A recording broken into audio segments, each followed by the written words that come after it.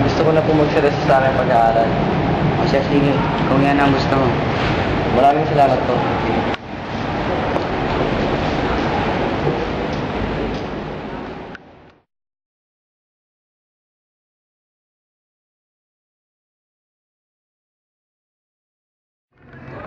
Lumipat si Jose sa Manila South High School sa Intramuros sa kanyang ikalawang taon ng kanyang pag-aaral. Ipinakita ni Jose na kaya niyang tumayo sa sarili niyang mga paa kahit kaya siyang suportahan ng kanyang ina.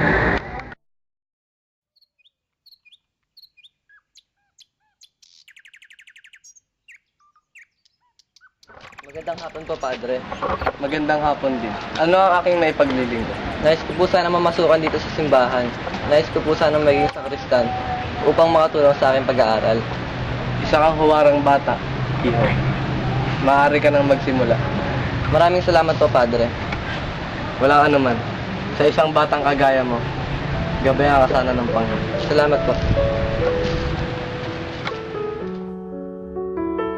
Hindi nagtagal si Jose sa pagiging sakristan.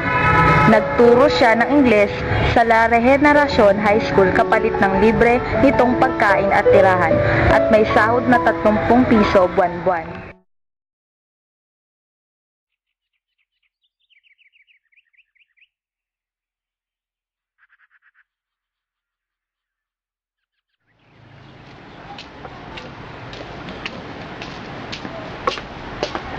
Magandang hapon po. Mupo ka.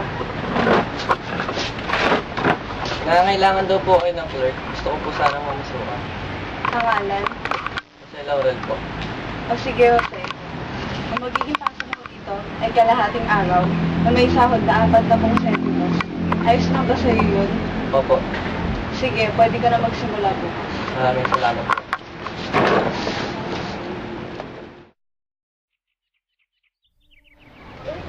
Hay nako.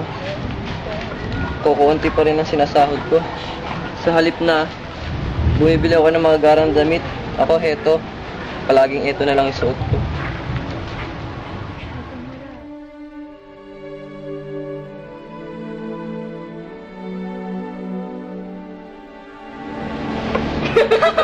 Tingnan niyo sino yung parating. O, si Jose nakakakina naman. Alright, Scout! Oy, Scout, saan namin natin yan?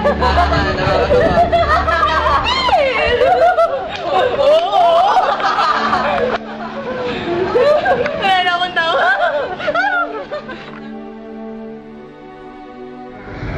Hindi inalintana ni Jose ang mga panunukso sa kanya. Mas pinagtuunan niya ng panahon ang pag-aaral. Bagamat naging mahusay ang kanyang pag-aaral sa paaralang pinapasukan niya, di siya nagtamo ng karangalan nang siya'y magtapos dahil sa isang pangyayaring halos nagwasak sa kanyang buhay at sa kanyang kinabukasan.